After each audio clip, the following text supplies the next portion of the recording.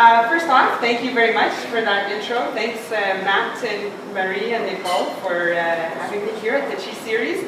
Thank you to Marie for providing me a bed with cats while I am in Ottawa. That is pretty awesome. Yeah, it's just very exciting to be here. I am going to read to you tonight from Kraken Bake. It is pronounced Kraken Bake, even though the creature is a kraken. I do explain that in the first chapter of the book, which of course I'm not going to read to you, so now you have to buy the book and read it and figure it out yourself. To set the scene a little bit, both Food for the Gods and Kraken Bake are about Pelops, a chef in ancient Greece. Now, one reviewer actually described these books as Xena meets Iron Chef, and it's actually a pretty accurate description. Pelops has had a bit of a rough childhood, being killed by his father and cooked up in a stew and getting served to the gods for dinner and all. He does get reconstituted and is gifted by the gods with a talent for the culinary arts. And he's been working as a celebrity chef in Athens ever since. All things considered, he didn't do too badly. But Pelops started out as a prince, and so not too badly is never quite good enough, and he's always trying to get ahead. Now when Kraken Bake opens, Perseus has killed the Kraken. And not only is there a glut of Kraken meat on the market, the great Perseus himself has come to Athens on a victory tour. And just before the piece that I'm going to read to you, Pelops has discovered that he and Perseus share kin. Perseus is a son of Zeus. Pelops is Zeus's grandson. Now Pelops, being Pelops, decides to try and cash in on this. And he manages to be hired as the chef at an elegant dinner party in Perseus' honor, at which he hopes their relationship will be revealed.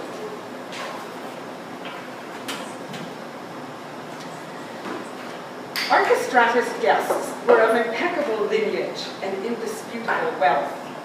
Hermogenes, who had seen many of them arrive, had rather cheekily described them as the old gaffers who ruled the city. And I saw what he meant as soon as I entered the room.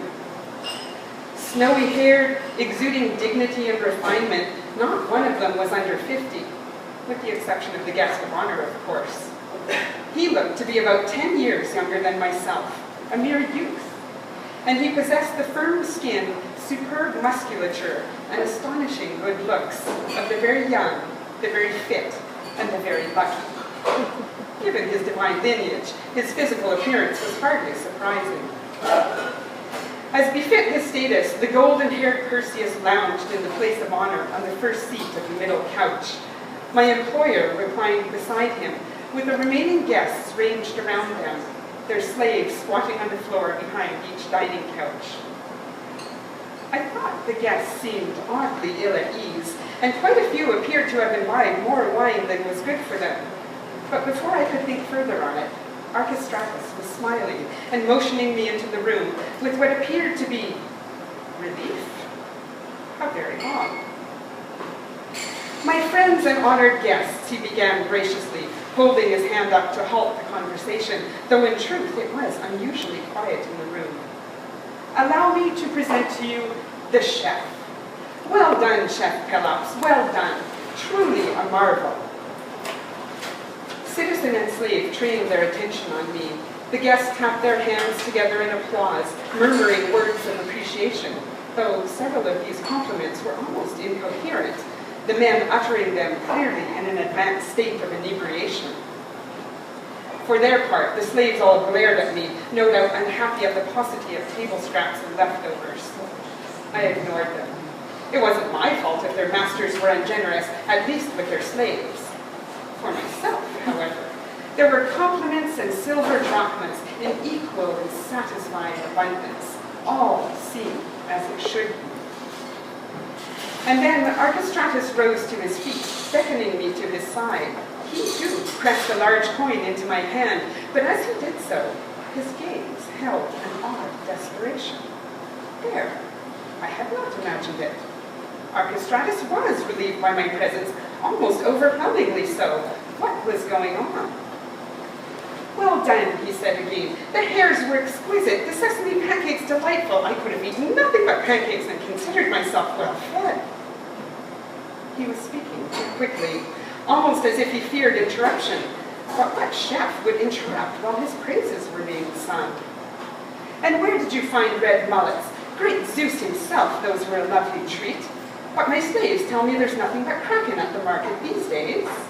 It was almost a question. Surely you would not have me divulge trade secrets, I murmured evasively. Ah, Archistratus was worldly enough to be unsurprised, though he did seem a little disappointed. But of course, he assured me, it is a secret of chefs. Well, a fine meal. You will be hearing from me again. Often, I would say, a fine meal. I cannot remember a feast I enjoyed so. Zeus almighty, dude, he gets the point already. A voice behind me spoke out.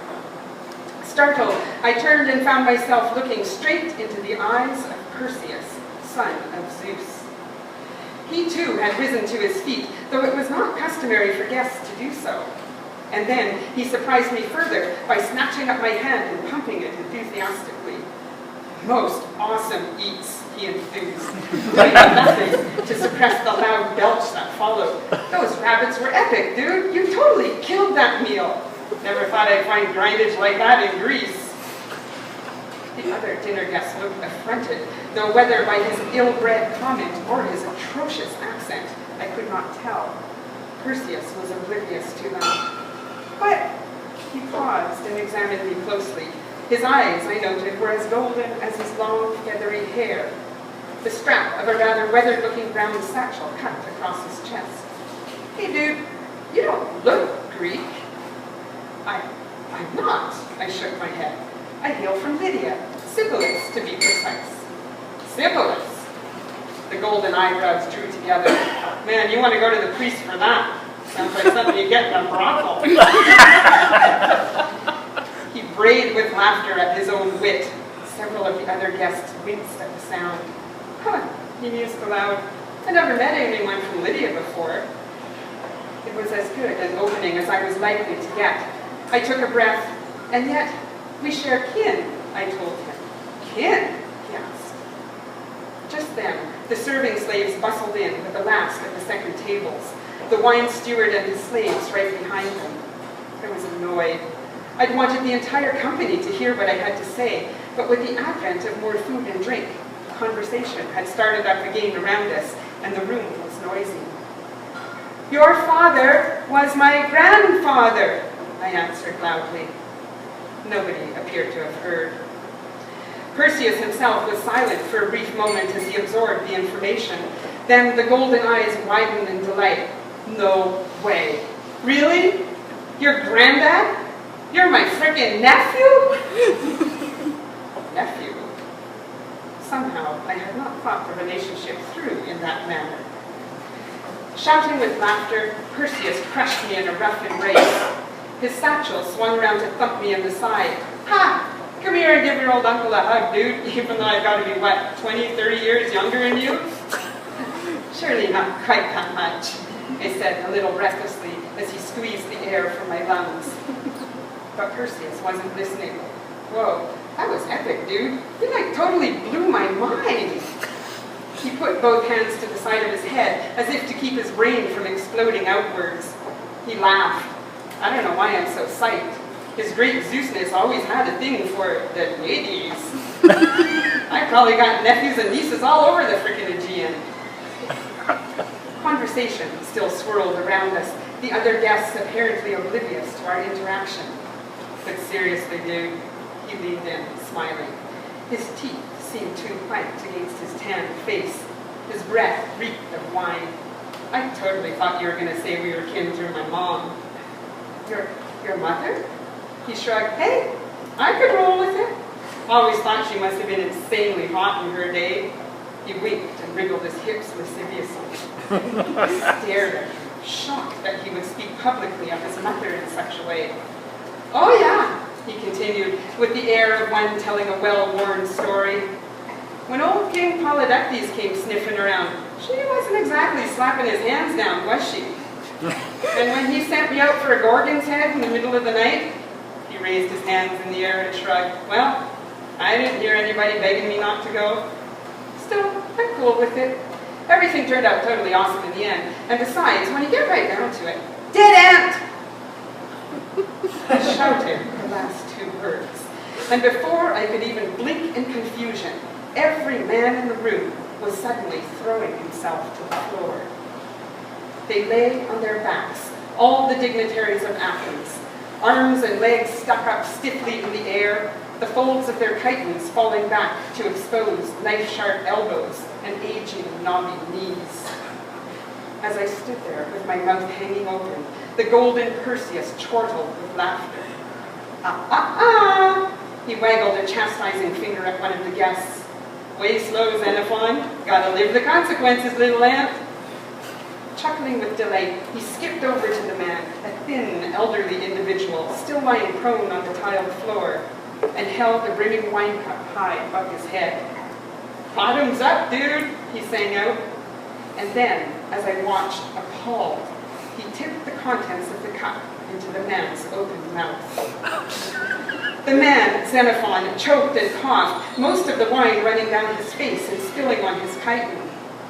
Around him, the other dinner guests were being hoisted to their feet by slaves whose eyes were as downcast as their mouths were strangely silent. Now, I could see that several of the guests had wine stains around their necks, as if they too had had cups of wine poured on their faces. Great gods, how long had they been playing this game? There were a few poorly suppressed groans as everyone resettled themselves and began rearranging their chitons. False smiles were pasted gamely onto unhappy faces.